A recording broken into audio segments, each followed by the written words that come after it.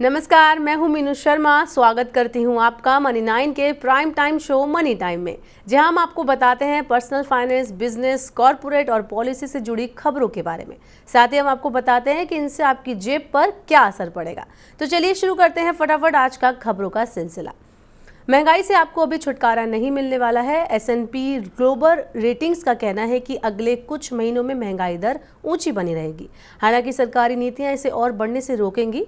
भारत में मानसून बहुत कमजोर रहा है। इस बार बारिश सामान्य से करीब 11% कम दर्ज की गई। ये एक बड़ी चिंता है क्योंकि ये अगले कुछ महीनों में भारत में अनाज की कीमतों को प्रभावित कर सकता है।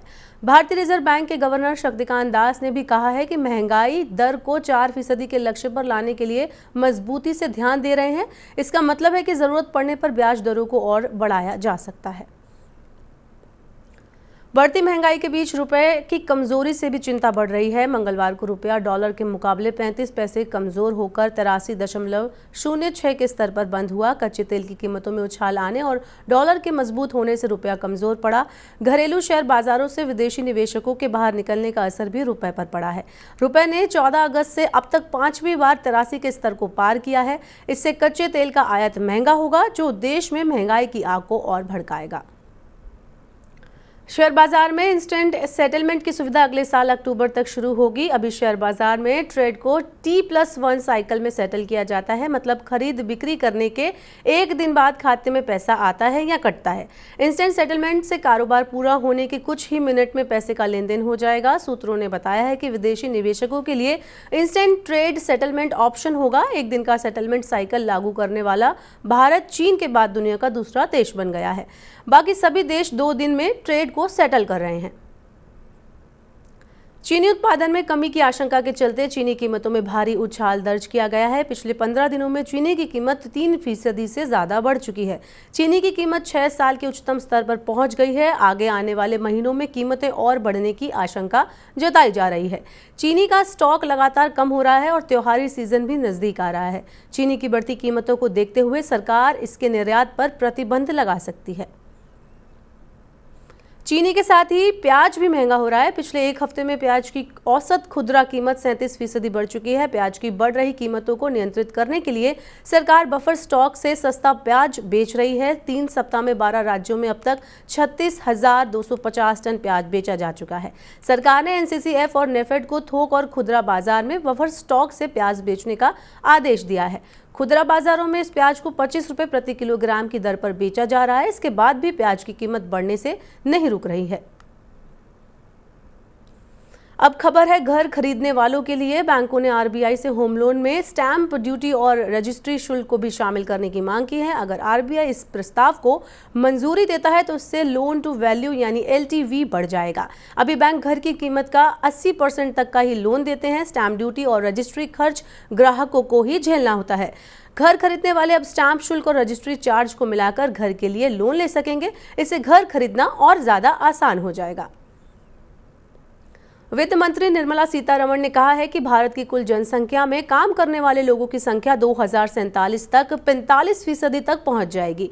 इससे देश में टैक्स देने वाले लोगों की संख्या भी बढ़कर 85.3% हो जाएगी।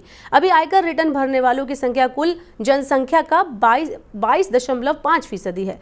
वित्त मंत्री ने यह भी कहा कि 2047 तक देश में कुल 48.2 करोड़ इनकम टैक्स रिटर्न भरने वाले लोग होंगे।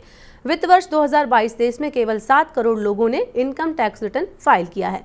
टैक्स पेयर्स की संख्या बढ़ने से भारत की अर्थव्यवस्था विकसित देशों के बराबर हो जाएगी। अब आपको UPI में प्री अप्रूव्ड लोन सुविधा भी मिलेगी। RBI ने बैंकों की तरफ से जारी प्री अप्रूव्ड लोन सुविधा को UPI सिस्टम में शामिल करने को मंजूरी दे दी है।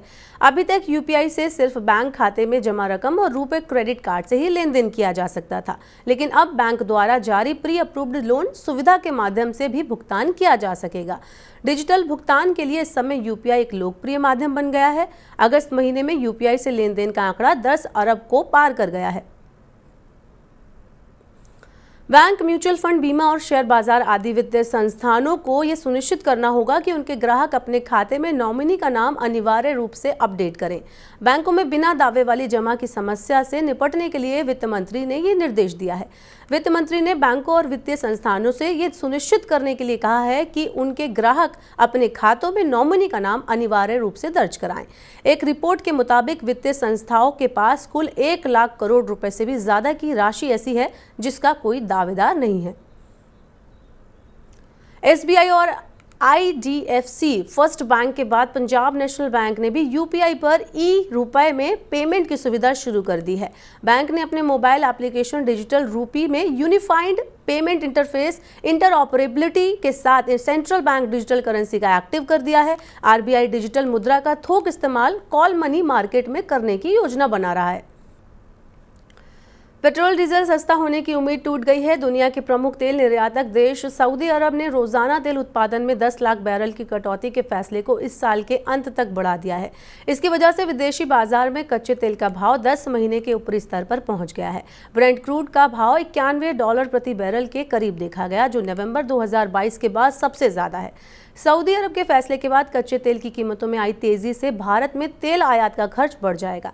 महंगे भाव पर कच्चा तेल आयात होने से तेल कंपनियों के लिए पेट्रोल डीजल की कीमतों में कटौती करना मुश्किल होगा।